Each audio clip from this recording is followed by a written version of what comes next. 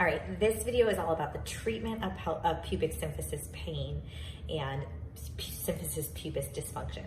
Okay, so if you're having pain here, these are some tips that you want to do during pregnancy. The number one thing I'm going to tell you though is you need to see a pelvic expert physical therapist. This is not just a random physical therapist who does help pregnant and postpartum people at your physical therapy clinic. You need to find someone who actually does this all the time and can really help you work inside the pelvis and outside the pelvis for stuff that you're not going to be able to do for yourself. So that's why you need an expert looking at this, an expert working on you. And I cannot reiterate that strongly enough, okay? So when we're talking about this pain, it is gonna be located right underneath your belly, okay? Right in the middle. Sometimes it's called lightning crotch. Sometimes you literally feel like you have a knife going up your vagina, or kind of right at the front of your pelvis, or sometimes you just feel like a serious ache every time you take a step, or every time you roll over in bed and you don't want to move your legs because you'll feel it right at that joint right there, okay? So when that's happening, there's one thing you can do right away. The first thing to do to help relieve the pain at that joint is simply, you can have you or a partner pick up your belly, okay? So just picking up the belly is gonna take the stress off that joint, okay? If you're not showing yet, or you feel like you don't have a belly to pick up, just giving yourself a little bit of upward relief can be really, really nice. Really important to know is how you move your body in space. So I mentioned in the previous video about pubic symphysis dysfunction is rolling over in bed needs to be modified. So maybe we'll do mechanics in another video. Getting in and out of the car needs to be modified, okay? These are a couple of the stretches that you can do to help start healing your pubic bone. A physical therapist, like I said, is gonna really work on releasing the muscles inside the pelvis so there's not as much pull on that joint inside the pelvis. They're also gonna relieve the glute muscles and the inner thigh muscles so there's not pull from the inner thigh muscles separating the joint even further, and so there's not pull from the butt muscles separating the joint any even further. So first we'll talk about releasing your own glutes, okay? So these are the glute muscles. Everything in the hip area needs to be released and worked on, and you can start this process by yourself. If you take a lacrosse ball and stick it behind your butt against a wall, you can just simply roll your own glutes and do some releasing. Find a good spot, hold it for a minute. Once it fades away, find a new spot. If it all just feels kind of sore, you can just work the whole area. Go up and down, around, and that will start to give you some relief, start to open up some of those hip joints, okay? Or open up some of the back side of the hip. When we open up here, it takes the pull off the front of the pelvis, okay? So if you imagine my pants here are so tight, they're pulling me back on the back side, that means they're gonna be pulling this joint apart a little bit. So that can be uncomfortable. That's why we have to release those back of hip muscles.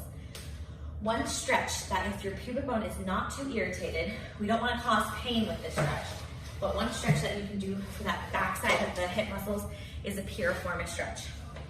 I'm gonna adjust the camera here so you can see me do this whole stretch. So you're here, and if we just cross a leg like this, seated, sitting up really nice and tall, I don't even need to bend, hinge forward to feel it. I'm keeping my back really, really straight. You can hold this for 2 minutes, as long as it's not putting too much pressure right in the middle of your pubic bone. If this is increasing the pubic bone pain that you're feeling, you need to stop doing it. Okay, so do that both sides multiple times a day to really start opening up your hips, okay? And that is, again, gonna take that pressure off that pubic bone pain, off the pubic bone, to help reduce the pain, reduce the inflammation. Okay, the next thing that you need to start doing is working on your inner thighs. Taking the stress and the muscle tension off the inner thighs is gonna really, really help take the stress off of the pubic bone. So one thing you can do is start to stretch your inner thighs. My favorite stretch for the inner thighs looks like this. And I'm pregnant here, so this is a safe stretch during pregnancy. I stick my tailbone to the back wall. I separate my feet so my toes are still facing forward. And I just pop a hip to the back wall, opposite back wall. And I'm gonna see if you can get a better angle of me here. Doing this.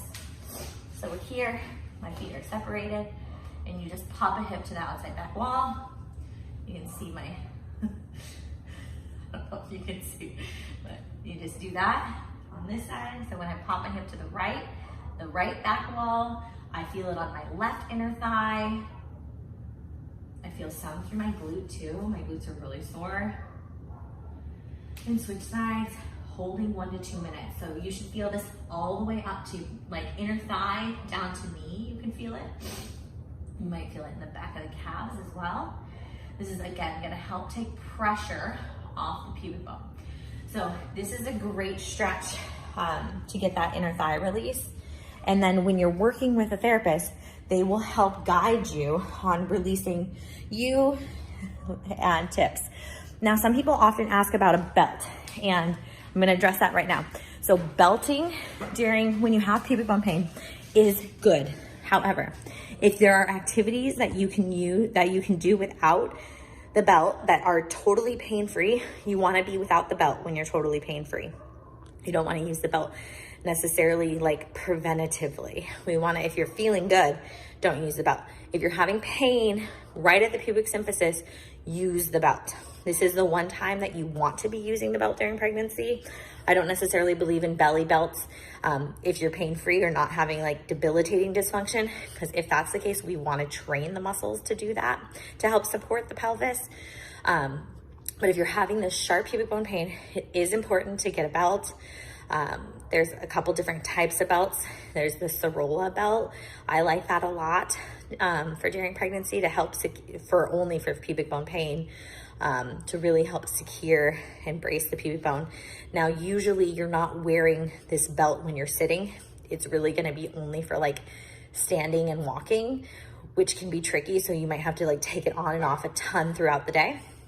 But I hope that helps. It's just a little bit of some self-treatment. Again, you wanna treat this to help prepare you for delivery as well, because if you release your muscles now, that will help you for the birthing process and really with recovery postpartum.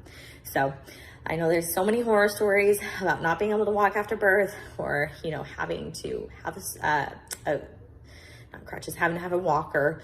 So to avoid that, get some help during pregnancy.